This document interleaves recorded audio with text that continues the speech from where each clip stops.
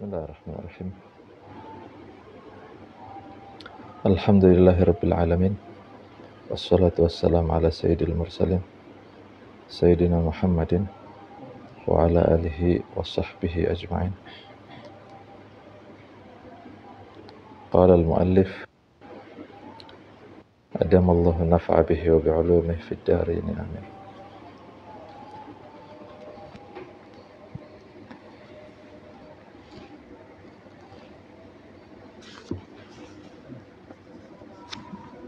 Pembahasan a'malul hajj, tapi sebelumnya saya akan terangkan sedikit tentang badal haji ya. Kemarin terakhir pembahasan kan badal haji ya. Badal haji itu berarti masuk dalam bagian istita'ah yang kedua, yakni istita'atun bil ghair. Dia mampu, tapi mampu dengan digantikan oleh orang lain, yaitu badal haji. Adilahnya jelas, ada beberapa hadis Rasulullah SAW. Yang pertama, an Ibni Abbas anna imra'atan min Khath'am qalat, ada satu perempuan dari kabilah Khath'am itu datang kepada Rasulullah dan berkata, ya Rasulullah, inna abi syekhun kabir, dia punya ayah sudah tua renta, alaihi faridatullah fil hajj, dia punya kewajiban apa? Haji. Bahwa la yastati an yastawi ala dhahri ba'irih, dia tidak bisa menetap di atas punggung apa? Onta. Faqala Nabi sallallahu alaihi wasallam fahajji anhu, maka Rasulullah sallallahu alaihi wasallam mengatakan, maka hajikanlah dia. Ini kan berarti badal ya. Itu Al-Bukhari. Kemudian ada satu perempuan lagi min Juhainah, dari kabilah Juhainah, ja'at ila Nabi sallallahu alaihi wasallam. Faqalat inna ummi nadarat an tahujj, dia menghabarkan bahwa ibunya itu telah bernadar haji, pernah bernadar haji. Falam tahujja hatta matat, dan ibunya belum pernah melakukan haji sampai meninggal ya. Maka si perempuan bertanya, afa ahujju anha, apa saya menghajikannya, kata perempuan.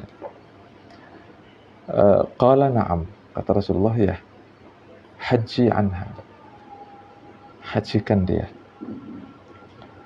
Ara'aita law kana ala ummika dainun, apakah kamu tidak tahu jika seandainya ibumu itu punya hutang? Ara'aita law kana ala ummiki dainun, kalau ibumu punya hutang, akunti qadiyatan, apakah kamu nanti akan melunasinya? Fallahu ahaqqu bil wafa, maka Allah itu lebih hak untuk dilunasi hutangnya. Karena nazar itu kan berarti kalau mati dia punya hutang kepada Allah. Jelas ya. Kemudian Rasulullah juga mengisyaratkan tentang syaratnya orang yang akan membadali haji. Ani Abbas anna Nabi sallallahu alaihi wasallam sami'a rajulan yaqul, Rasulullah mendengarkan ada seorang laki-laki mengatakan, labbaika an shibrimah ya. Jadi antum tahu kan niat haji, nawaitul hajja wa ahramtu bihi lillahi ta'ala. Kemudian nanti ketika talbiyah kan labbaik Allahumma labbaik, labbaik la syarika labbaik ya kan. Itu labbaika an shibrimah, dia mengatakan. Dia memenuhi Pak talbiyah, tapi menggantikan seseorang namanya Shibrimah. Maka Rasulullah mengatakan, qala man Shibrimah? Siapa itu Shibrimah? Qala akhun li au qaribun li. Saudara saya ya Rasulullah. Saudara saya. Jadi dia berinovasi dalam ibadah ini sahabat tanpa pernah mendengar dari Rasulullah. Ya, atau pernah mendengar dari Rasulullah tapi nggak tahu syaratnya. Kemudian dia tiba-tiba membadali haji saudaranya atau kerabatnya. Maka Rasulullah mendengar kata-kata labbaika an Shibrimah. Allah mengatakan, siapa Shibrimah itu? Kata orang, akhun li. Rasulullah tanya lagi, qala hajajta an nafsik.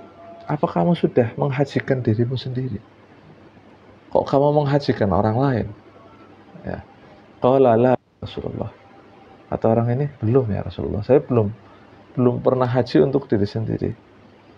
Kata Rasulullah, hujja an nafsik thumma hujja anhu. Kamu hajikan diri kamu sendiri dulu, baru setelah itu kamu hajikan saudara kamu, hajikan orang lain. Ya, ini hadis riwayat. Jadi syaratnya orang yang mau membadali haji harus apa? Haji untuk diri sendiri dulu. Iya, kata orang tua. Jadi antum tidak bisa menghajikan orang lain sebelum antum haji untuk dirinya sendiri. Maksudnya orang lain di sini masuk dalam kategori orang tua. Orang lain itu maksudnya selain dirimu. Hajikan, kalau antum mau menghajikan orang tua kalian, berarti harus haji untuk diri sendiri dulu, baru bisa menghajikan orang tua.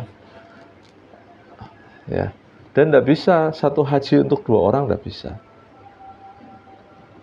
Ya, satu orang menghajikan plus langsung niat dua orang tidak bisa. Jadi satu kali berangkat mau hajikan ayah dan ibunya dengan satu niat dua orang tidak bisa.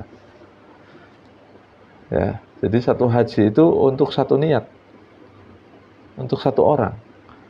Jadi kapan antum mau menghajikan ayahnya antum, ditakdir antum jadi orang kaya, dia nanti di tahun berikutnya. Inilah makanya haji badal itu tidak bisa buat bisnis.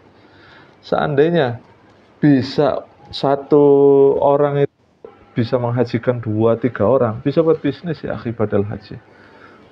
Nanti satu orang bisa menghajikan 1000 orang. Iya kan? Pulang langsung bikin rumah ya akhi. Ya, tidak bisa buat bisnis. Satu orang ya satu orang. Udah, dia pendapatnya itu tidak bisa buat bisnis. Jadi dia hanya bisa menolong orang. Sekalipun dengan upah, tapi tidak bisa buat bisnis. Tidak bisa. Itu haji badal. Ngerti ya? Jadi kalau antum mau punya travel haji, umrah, mau hajikan 1000 orang, berarti antum harus punya 1000 orang untuk membadali haji orang. Tidak bisa satu orang membadali 3-4 orang, tidak bisa sekaligus dengan satu niat, satu pekerjaan, tidak bisa. Jelas ya? Haji. Ini juga kita bahas bab haji ini juga orang-orang yang punya biro perjalanan haji dan umroh. Ini kalau nggak tahu ahkamul hajj, ahkamud dima nanti akan menzalimi orang. Yang haji orang awam. Kemarin saya baru bincang sama orang travel. Jadi dia bercerita, orang kalau di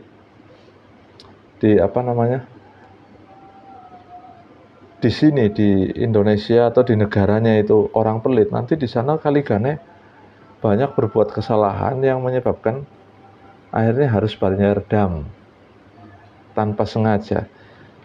Dam itu kan tafsil. Jadi dari pihak travel ini dia mewajibkan dam jika pakai wangi-wangian tanpa sengaja. Maka mewajibkan dam. Dari guide-nya sudah begitu, dari Haid itu bahasa pemandunya sudah itu. Jadi ini sebabnya apa? Qillatul ilm. Sebabnya itu minimnya. Ya, yang seharusnya orang kalau mau punya biro perjalanan haji harus tahu ilmu seperti ini. Sebab nanti orang akan dizalimi, apalagi orang nggak punya umroh sampai kadang ya kan ngeden untuk mengeluarkan biaya, mengumpulkan uang. Ternyata di sana mengeluarkan mengeluarkan denda haji, denda umroh atau denda haji, denda ihram, pelanggaran yang min babit tarufuh, bukan itlaf. Kalau pelanggarannya itlaf, menghilangkan sesuatu di tubuh ya, atau di luar tubuh seperti cabut rumput, berburu dan lain-lain, nanti akan diterangkan secara detail di sini, nanti akan kita rinci. Sengaja tidak sengaja baru wajib dam. Tapi kalau pelanggarannya berupa tarufuh, bersenang-senang, seperti pakai parfum, ini kan bersenang-senang ya, pakai tutup kepala, tidak sengaja, tidak apa-apa, tidak ada dam dalam masalah itu. Itu ada dam kalau nanti sengaja, itu nanti perinciannya akan ada. Nah ini di biro tersebut ya, saya nggak nyebutin bironya yang mana ya, di biro tersebut dia mewajibkan dam ketika babnya bab tarufuh, pakai wangi-wangian nggak sengaja dia bayar dam. Dam itu 1 kambing loh. Bayangkan diwajibkan 1 kambing 4 juta, di sana kambing harganya. Kan kasihan orang. Buat beli oleh-oleh aja nggak ada untuk keluarganya. Dia harus bayar itu dengan sesuatu yang secara syar'i nggak wajib. Dia harus keluarkan di situ. Berarti kan ada yang dizalimi di situ. Nah, itulah pentingnya orang ta'lim. Orang ta'lim itu tidak fadilahnya ya, diantaranya antum tidak menzalimi orang, dan kalau kumpul dengan orang yang ta'lim juga antum nggak akan dizalimi karena sama-sama punya ilmu.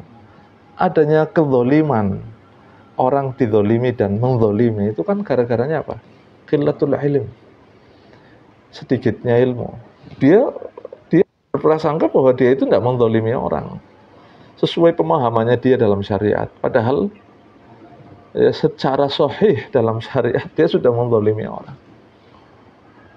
Ya kan, itu dalam jual beli, dalam sewa menyewa, dalam simpan pinjam, ya kan, dalam macam-macam lah ya.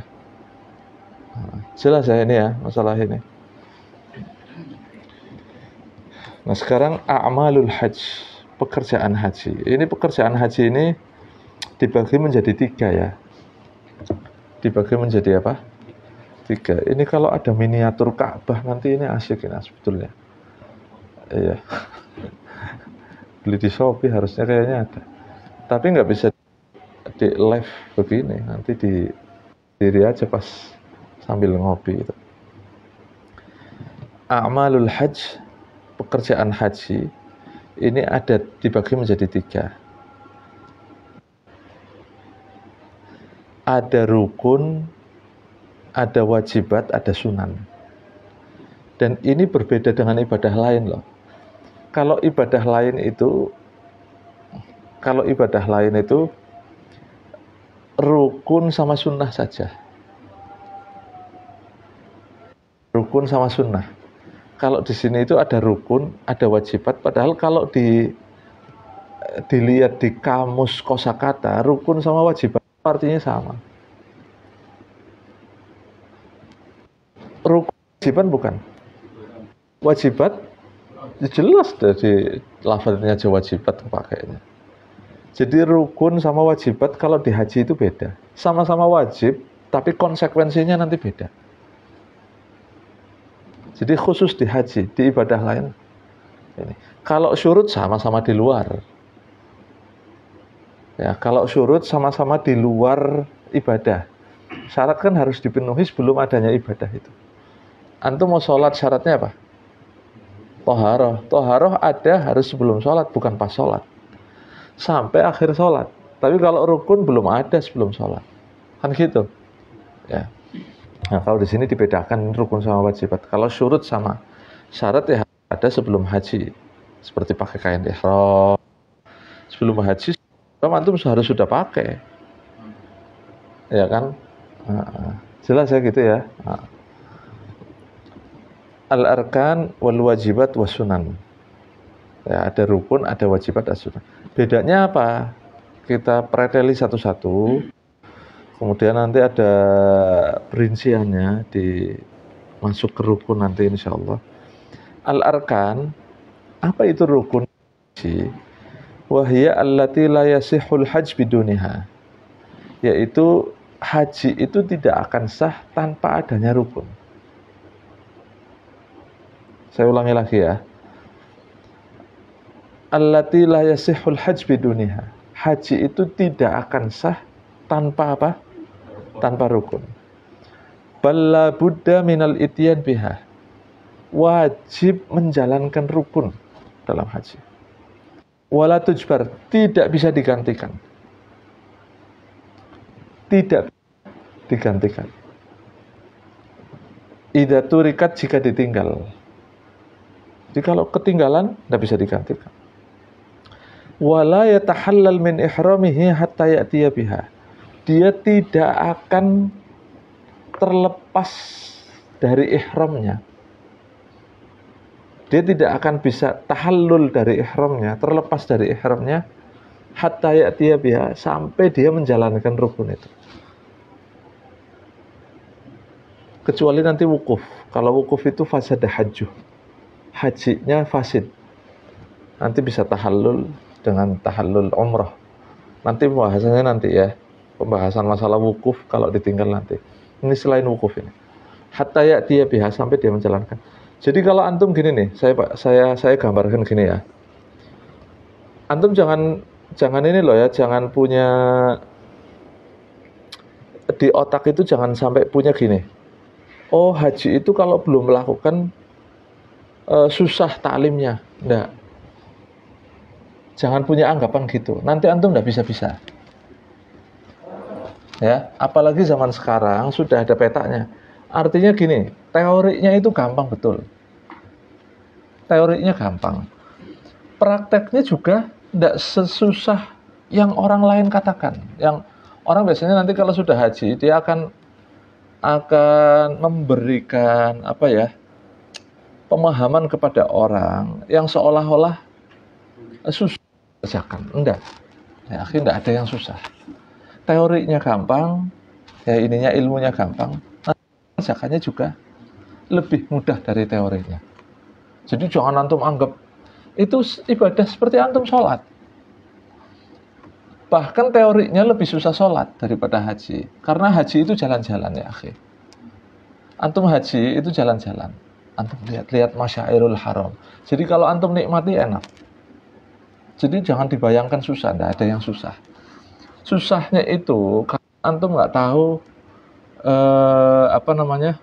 karena antum mengandalkan pemandunya. Nanti pemandunya itu mempersusah antum. Ya, tapi kalau sebetulnya antum punya perasa penasaran, di mana sih itu wukuf itu? Tinggal bayar taksi. Yang penting banyak duit aja antum. Tolong saya antarkan ke Arafah. Set, peragat, bayar orang ini, antar ke sini. Antum tahu semua nanti. Kalau sudah 2 kali ke sana antum dengan rasa penasaran, ya sudah antum jalan sendiri, malah antum bisa jadi pemandu. Ya kayak wisata. Haji itu mirip dengan wisata, cuma bedanya di sana berjubel saja. Karena musim haji itu kan berjubel ya. Jelas ya? Jangan antum bayangkan susah loh ya, ini mudah loh ya. Lebih rumit permasalahan toharoh dan air, haji itu tidak rumit. Pelanggarannya juga tidak rumit, damnya juga tidak rumit. Intinya di haji itu banyak duit antum. Insya Allah kalau kaya banyak duit, mudah haji itu. Kemudian seperti antum penasaran antum naik gunung. Lebih susah mana haji apa antum naik gunung ke sana? Naik gunung rumit. Mendakinya rumit. Ini Jabal Rahmah ini nggak tinggi banget. Antum mau naik Jabal Rahmah itu juga tidak disunahkan kok naik Jabal Rahmah. Iya kan? Jelas kan? Tidak ada yang susah. Yang susah itu justru ke gunung-gunung sana rumit nyasar ini. Tidak ada, di sana nyasar banyak orang. Ya, jelas ya, Insya Allah ya. Jadi jangan punya pemahaman susah loh. Haji itu gampang. Allati la yasihhul hajj biduniha bal la budda minal ityan biha.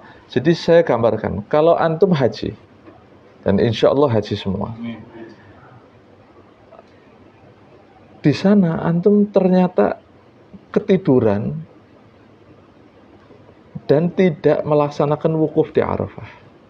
Tidak melaksanakan apa? Tawaf. Afwan.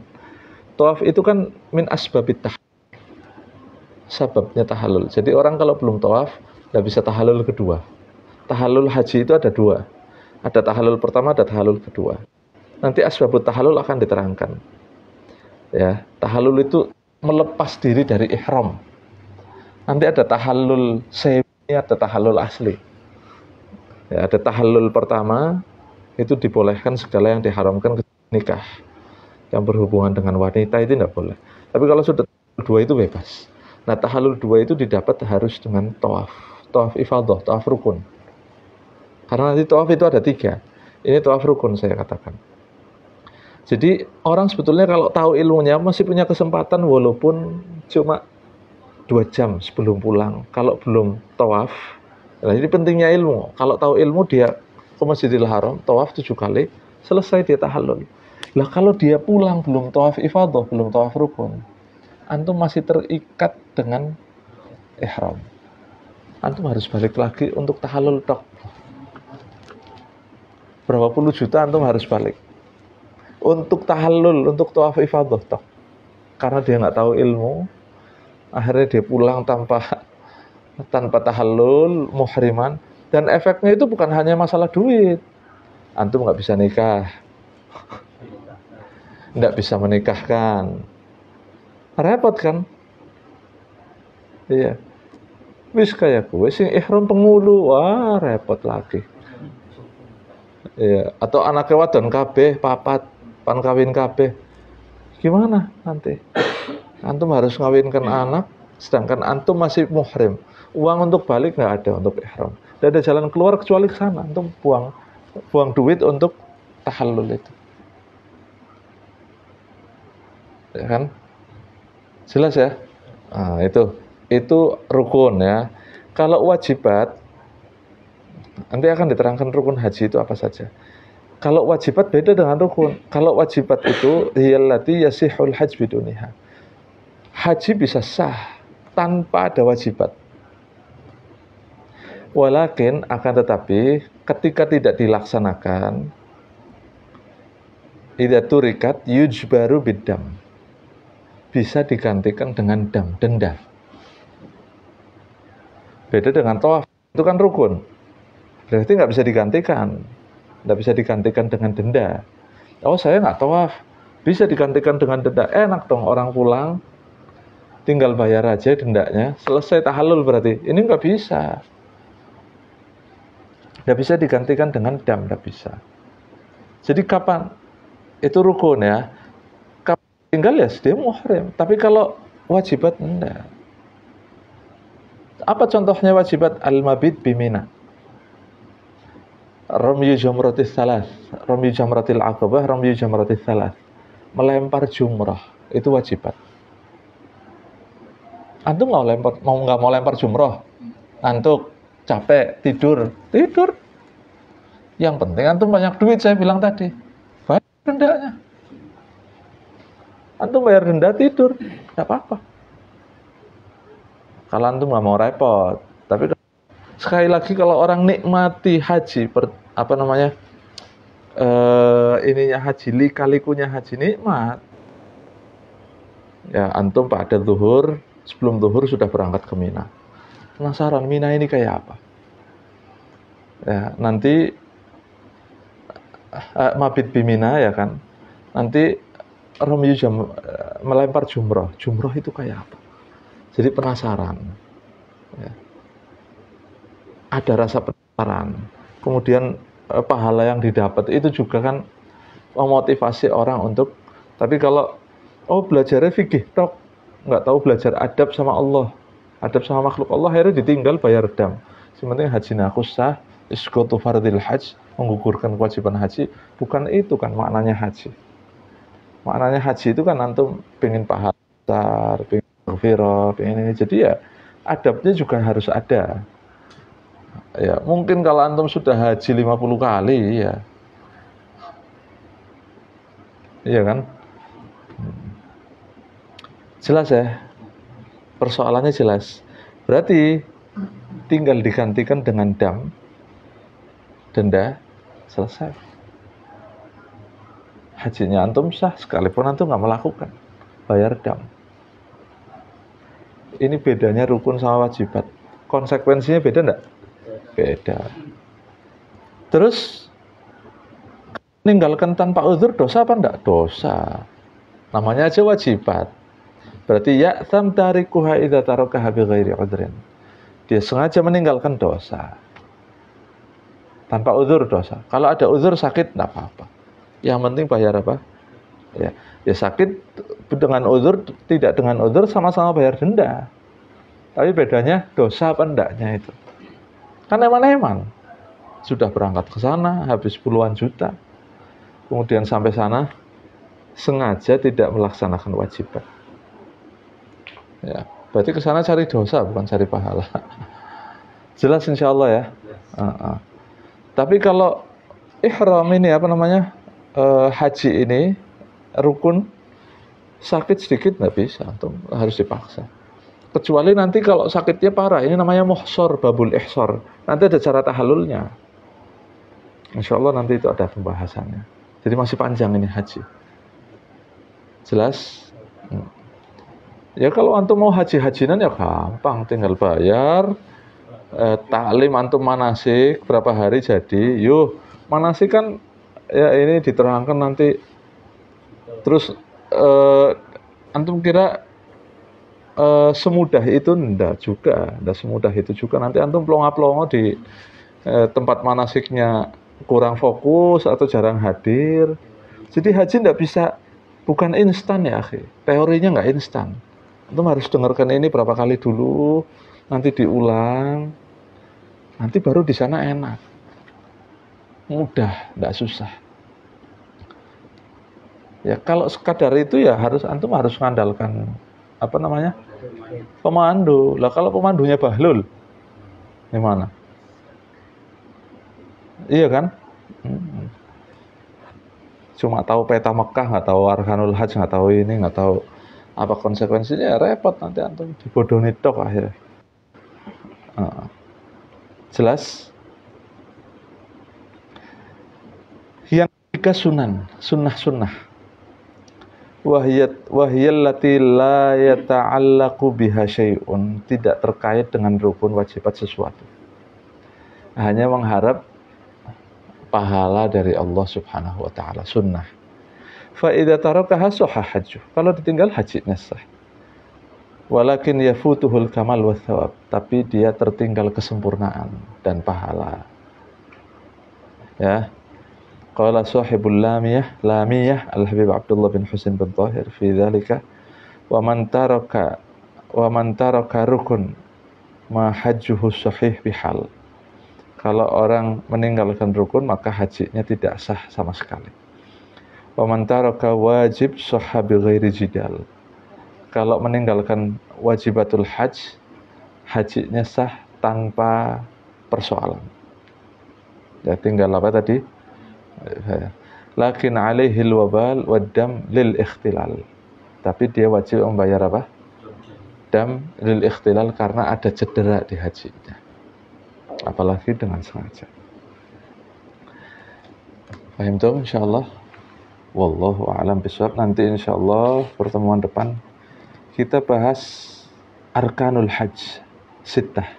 Rukun haji itu ada 6. Ya, dengan syarat-syaratnya nanti.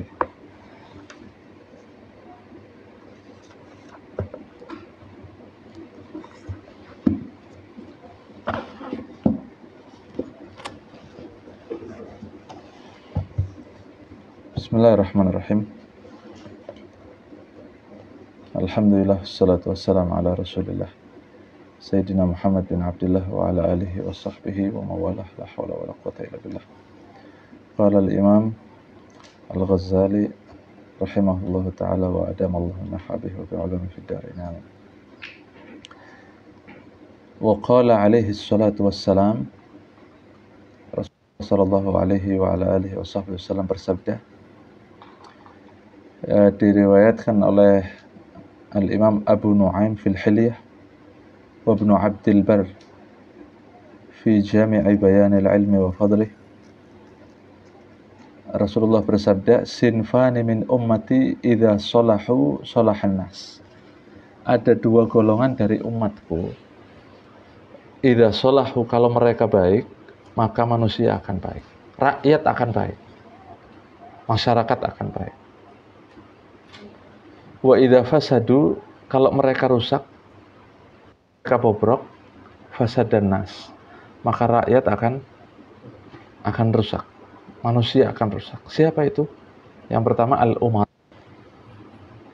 pemimpin, para pemimpin dengan berbagai jajarannya, dari mulai presiden, wakilnya, dewannya, ya, sampai kepada pemimpin-pemimpin daerah, ya, gubernur, wali kota, bupati, ya, terus camat, lurah, bahkan sampai RT-nya, RW RT-nya. Idza salahu salahan nas. Kalau mereka baik, maka rakyat akan baik, masyarakat akan baik.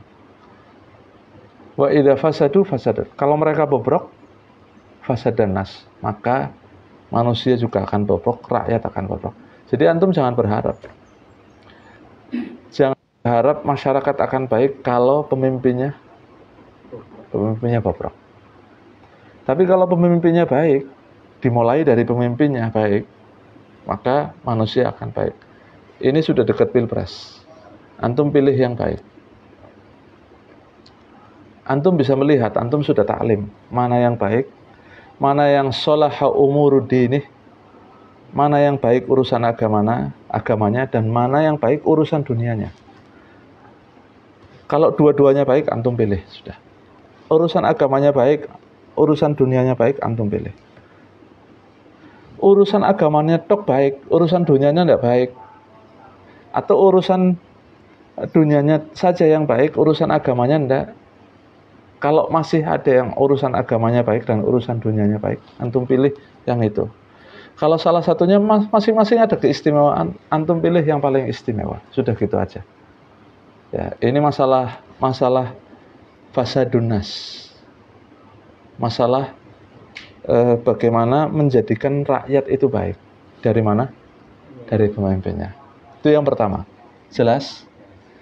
Loh, agama bukan tidak adil. Allah itu maha adil. Rasulullah juga adil. Bukan hanya umaroknya yang baik. Tapi rakyat baik, ulamanya juga harus apa? Ulamanya harus baik. Makanya di sini dikatakan al-umarok wal fuqaha, dan pakar fikihnya harus baik. Jadi orang-orang yang fikih dituntut harus jadi orang baik. Tidak bohong, tidak jadi penjilat, ya, tidak baik akhlaknya, ya. Kalau punya kesalahan juga kesalahan yang nggak disengaja salah. Kalau semua orang salah, tapi bukan sengaja, apalagi sampai berbuat dosa besar, udah. Kalaupun dia harus berbuat, jangan di depan murid-muridnya, sebab mereka akan apa? Akan meniru, gitu. Bukan soal munafik atau enggak, bukan. Ini masalah perilakunya akan ditiru orang. Oh, ustadz itu aja begitu. Dia padahal ahli dalam ilmu agama. Dia nanti akan mendorong orang, memotivasi orang. Perilakunya tok loh, belum omongannya. Akan memotivasi orang untuk berbuat tidak baik. Itu al-umara wal fuqaha. Antum kalau lihat pejabatnya tidak baik, pasti antum akan ngomong apa? Dia aja pejabat itu, dia aja pencuri, dia aja korupsi, rakyat akan mencuri. Kenapa kok rakyat nggak mau bayar pajak? Karena banyak pejabat yang nggak bayar pajak. Kenapa rakyat mencuri? Karena pejabat banyak mencuri. Jadi cerminnya dulu dibersihkan, umaroknya dulu dibersihkan, jadi orang baik, ulamanya jadi orang baik, jadi orang soleh. Kalau cerminnya sudah bersih, insya Allah yang bercermin bening. Tapi sebening apapun muka antum, kalau cerminnya kotor, mukanya antum kotor. Jelas nggak? Jelas ya? Nah ini yang Rasulullah lah, sedekah Nabi. Ya, Rasulullah nggak pernah berbohong. Kalau mulainya dari diri kita loh. Kalau antum jadi pemimpin yang baik. Kalau antum jadi ulama, orang yang taklim segini, perbaiki akhlaknya antum. Kalau bukan antum, mulainya dari siapa? Antum orang taklim, antum orang yang ngaji. Saya ngajar, kalau mulainya dari diri kita, saya ngajar, saya begini, ya saya harus jadi orang baik. Baik di hadapan Allah, baik di hadapan manusia. Antum yang ngaji juga gitu, niat dari diri anak ngaji supaya saya jadi orang baik. Baik di hadapan Allah, baik di hadapan makhluknya Allah. Terus omongan orang. Sudah, yang penting nawa itu jadi orang baik. Sudah, insya Allah. Dari dirinya antum, nanti suatu saat jadi pemimpin yang baik. Gitu. Jelas? Nah, jadi dari dua orang itu. Waqala alaihi salatu wassalam, idza ta alayya yawmun la asdadu fihi ilman yuqarribuni ila Allah azza wa jalla fala burika li fi tulu'i syamsi dzalikal yawm. Dan ini juga pentingnya ilmu. Kalau datang kepadaku satu hari, la asdadu fihi ilman, di mana di hari itu saya tidak menambah ilmu agama yang mendekatkan saya kepada Allah, fala burika li fi tulu'i syamsi dzalikal yawm, maka hari itu tidak ada keberkahan.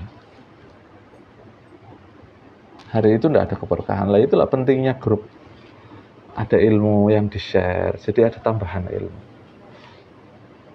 Ya, boleh antum bercanda itu boleh di grup boleh, tapi ada ilmu yang disampaikan di dalamnya. Ya walaupun lewat bercanda ya enggak apa-apa, tapi aja bercanda terus ya enggak. Ya macam-macam sekarang alhamdulillah sudah ada Facebook, sudah ada YouTube. Antum cari ustadz yang antum kenal, yang sudah jelas-jelas sanad ilmunya bagus, antum dengarkan. Supaya hari itu diberkahi oleh Allah Subhanahu wa taala. Karena hari itu tidak ada tambahan ilmu, maka hari itu tidak ada berkahnya. Rasulullah sallallahu alaihi wasallam wa sadaqan nabi, dan Rasulullah itu orangnya jujur, tidak pernah bohong. Tidak ada keberkahan, tidak ada keberkahan. Wallahu a'lam.